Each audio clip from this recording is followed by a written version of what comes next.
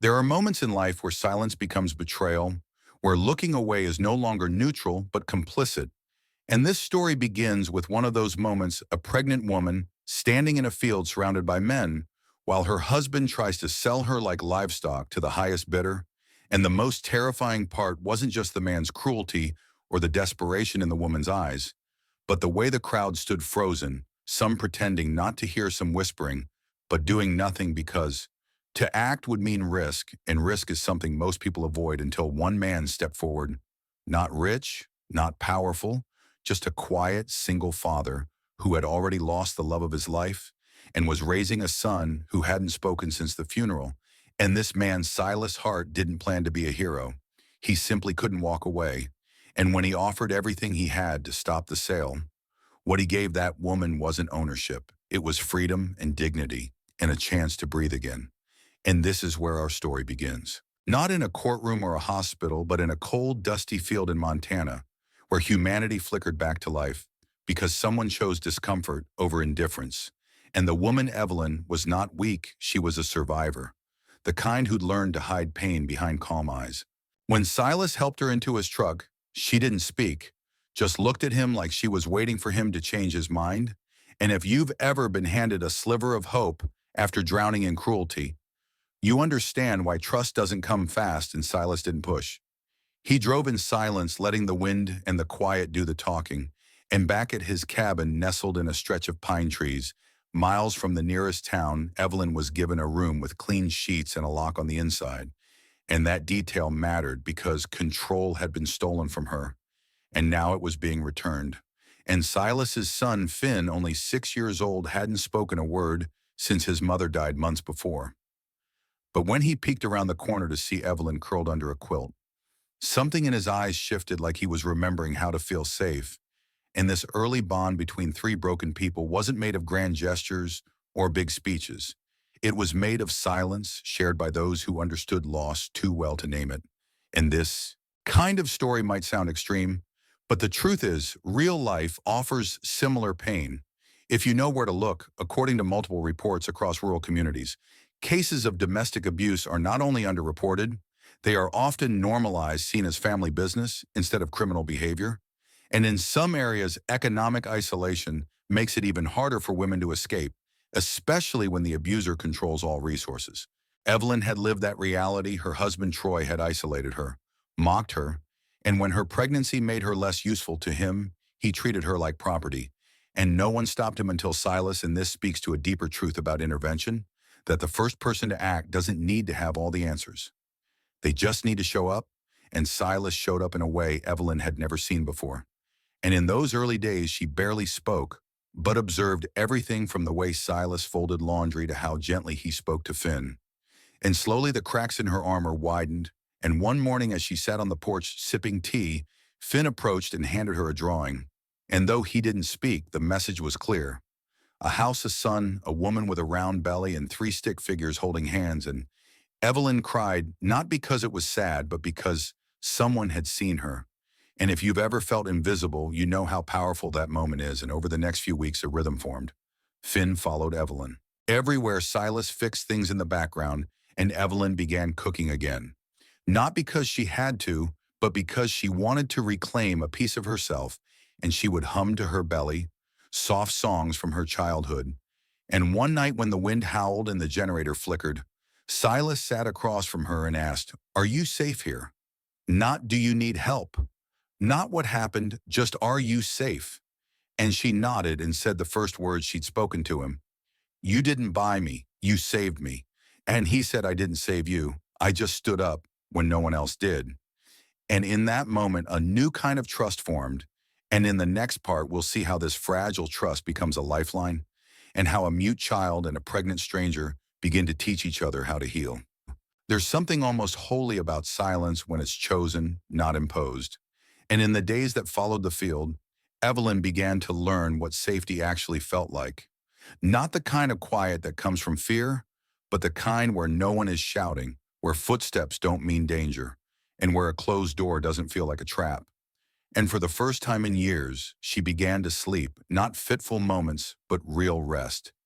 The kind that heals something deeper than the body, And Silas made no demands. He offered structure meals, firewood chores, but no interrogation. And this lack of pressure allowed Evelyn's own rhythm to emerge, and she began to hum again sometimes when she folded laundry or while stirring soup. And it was that humming that first drew Finn to her, his small frame leaning in as if he recognized something. And one night after Evelyn gently sang a lullaby to her unborn child, Finn crawled onto the couch beside her and laid his head on her belly and whispered hope. And Evelyn froze not. Because he had spoken, but because his first word in months was for someone who hadn't even arrived yet. And Silas, standing in the doorway, said nothing, just turned and walked into the kitchen, because sometimes the most important moments deserve privacy. If you know anything about childhood trauma, you know that language loss is common in children who've experienced death, violence, or upheaval, and that recovery doesn't happen in therapy rooms alone. It happens in the spaces in between, overshared meals between people who are safe and consistent, and that's what Evelyn had become for Finn. Not a replacement mother, but a presence that didn't leave, and slowly their bond deepened. Evelyn began helping him read again. They planted herbs together. She gave him a worn notebook, and he began drawing everyday pages filled with suns, trees, cabins, and always one tiny stick figure beside a taller one labeled E. And this type of emotional literacy matters more than most people realize, because children don't express healing in sentences. They show it in behavior, in comfort, in who they run to when they're afraid. And one afternoon when the wind knocked over a jar, Finn ran not to Silas but to Evelyn, and she knelt down, hugged him, and said, "It's okay, you're safe." And that moment sealed something not just for Finn, but for Evelyn, because she realized she hadn't just found shelter, she had become one. And she began to cook with joy, humming to her unborn daughter, dancing with Finn, laughing in the kitchen. Silas watched it all unfold with quiet awe, never pushing, never crossing the line, just keeping the wood stacked, the water hot, and the path to the mailbox clear. And it was on a trip to that mailbox that Evelyn found the first note, a small envelope with her name on it. No return address inside was a short message, "You're doing better than you think," and a packet of chamomile tea. And she stared at it for a long time, and then smiled, not because she knew who sent it, but because someone out there was watching kindly, and this became a pattern every few days. A note would appear, always gentle, always encouraging, sometimes with small gifts, mittens, candles, baby clothes, and each one signed only with the letter M. And in a world that had taught Evelyn to expect the worst, this mystery kindness unraveled her defenses one thread at a time. And this reminds me of real-life programs like the anonymous kindness campaign started in Oregon, where residents would leave letters of hope in random mailboxes, and found that people in the highest trauma neighborhoods responded with tears, not because of the message, but because someone cared enough to write it. And Evelyn now found herself looking forward to the walk to the mailbox, and even Finn began checking with her every morning, his tiny hands searching for the newest gift. And these small rituals began to rebuild the sense of community Evelyn had lost. And around the same time, the neighbors who had once judged her began to soften it. Started with a pie left on the porch, then a coat for Finn, then a bag of firewood with no note. And this ripple effect was not accidental. It was the result of watching Silas live out his values in full view, offering kindness, not because he wanted praise, but because he believed in restoration. And one night after Finn was asleep, Evelyn stood on the porch beside Silas and said, "You didn't just save me. You reminded people what it means to be decent." And Silas looked at her and said, "I didn't change them." "You did." And Evelyn realized that for all the horror she had endured, her presence was now a catalyst for healing. And in the next part, we'll witness how that healing is tested when the past returns in the form of the man who tried to sell her, and how this time she won't need rescuing, because she'll finally remember how to rescue herself. Some stories return not to haunt us, but to test how far we've come. And Evelyn's test came on a gray morning, thick with mist, when a rusted truck pulled up the dirt road and parked at the edge of the clearing, and Silas immediately stepped onto the porch, his eyes sharp and focused because he recognized the driver before he even stepped out. And Evelyn didn't need to see him to know the air had changed, and when she stepped outside and saw Troy standing by the hood, his arms crossed and face twisted into the same smirk he used when mocking her silence, everything inside her went cold. Not from fear, but from clarity, because this time she wasn't alone. And more importantly, she wasn't the same woman. And Troy shouted her name like a demand, like he still believed he owned her. And Silas didn't move. Didn't shout, he just said, "She's not yours and never was." And Troy laughed, said, "She's carrying my child." And Evelyn finally stepped forward, hands over her belly, and replied, "No, I'm carrying mine." And for the first time, Troy faltered, not because her voice was loud, but because it was steady. And from the tree line, neighbors began to appear one by one, people who had once looked away, now standing in quiet solidarity. This is how real power shifts, not in courtroom declarations, but in communities choosing to stand. And Troy saw that and tried to make a scene. But Silas called the sheriff before he could even raise his voice. And when the authorities arrived, they escorted Troy away, not with violence, but with law. And Evelyn watched from the porch, Finn clutching her hand, and whispered, "I'm not afraid of him anymore." And that shift, that moment, is what real healing looks like. And it's not just about legal justice, it's about reclaiming the narrative, about turning the fear that once shaped you into a reason to protect others. And Evelyn did just that, because the next morning she didn't just cry or rest, she wrote. She wrote her story by hand, pages and pages of everything she'd never said, and then she mailed it anonymously to a local women's shelter. And that story began to ripple. And weeks later, the shelter contacted her, asked if she'd speak. And at first she hesitated, but Silas said, "Sometimes telling your truth isn't just healing, it's survival." And so she said yes. And on a rainy afternoon, she stood in a small room filled with women like her and told the truth. Her voice trembling at first, but growing stronger. And afterward, a girl no older than 16 hugged her and whispered, "I thought I was crazy, but you sound like me." And Evelyn knew then that her pain had found purpose. And around that time, her pregnancy began to show more. And Finn, who now spoke in full, quiet sentences, often read books to her belly and always ended with "Good night, hope." And one day Silas brought home a small wooden sign he had carved by hand. It read, "This porch is a sanctuary," and they nailed it to the front railing together. And if you've ever lived through trauma, you know that sanctuaries aren't built overnight.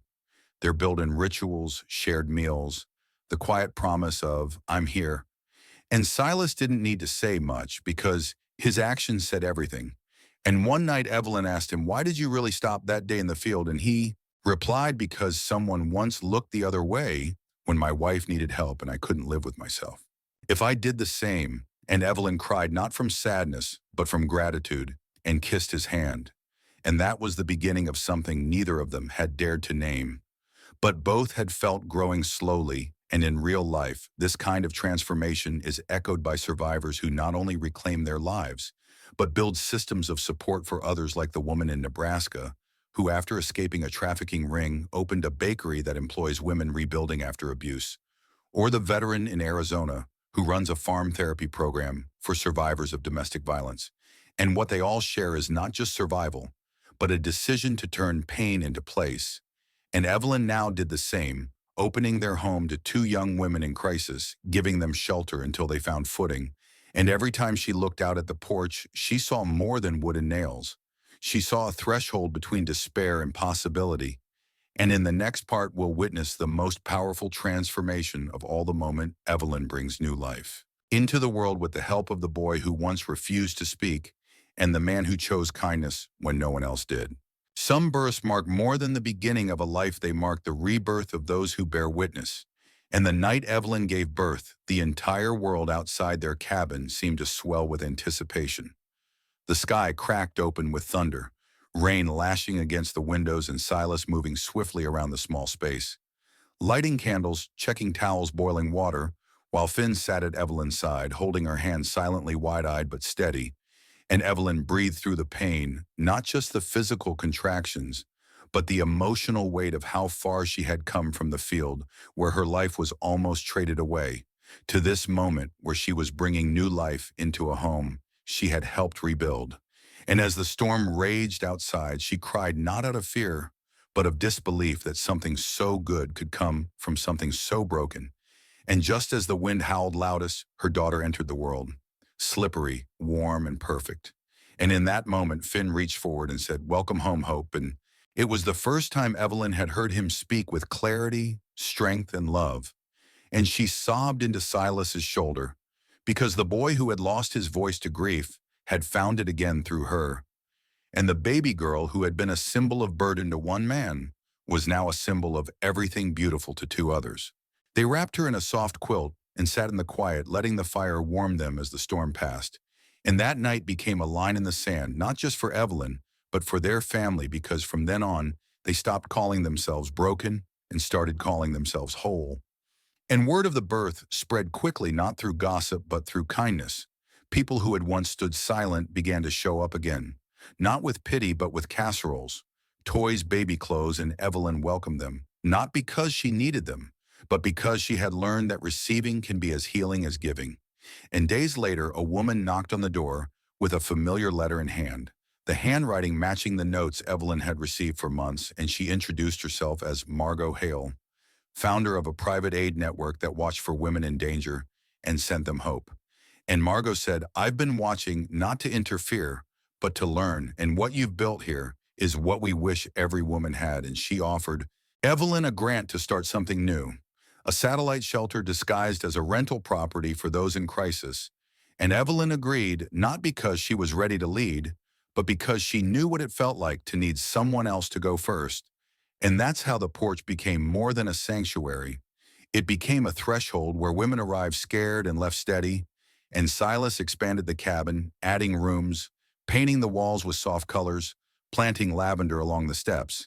And Finn, now fully speaking, often read bedtime stories to the children who passed through, and always ended them with the words, "You are safe here."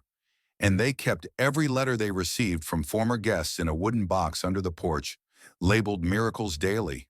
And this story began with one woman being sold, but it ends with dozens being saved. Because one man made room for another's pain, and one child dared to trust again, and one survivor chose to turn her wounds into welcome. And this echoes real-life models like safe haven homes across rural America, where survivors run community shelters, often disguised as normal houses. And studies show those led by fellow survivors have the highest retention and recovery rates, because empathy is the best foundation for healing. And every year on Hope's birthday, they hosted a small picnic inviting neighbors and former guests. And Silas would grill while Evelyn read stories. And Finn, now 10, would give little speeches thanking everyone for believing in kindness. And one year, a former guest named Angie brought a letter she had never mailed saying, "This porch saved my life. I walked in a ghost and walked out human," and Evelyn framed it, hung it above the front door, and told Hope that when she was old enough, she would learn what it meant. And in the final scene of their story, Evelyn sits on the porch, Hope beside her and Finn playing in the yard, and she holds a new letter, one from a woman who had just escaped and needed a place to land. And Evelyn writes back simply, "We have room." And that's what I want you to carry from this story. That family's not about blood, it's about choice. That healing is not loud, it's quiet, daily, persistent. And that sometimes the strongest thing you can say to someone is, "I see you and I'm not turning away." And if you've ever felt discarded, remember this, your story isn't over. It's just waiting for a safe place to begin again. And maybe, just maybe, your porch light left on might be the miracle someone else is looking for.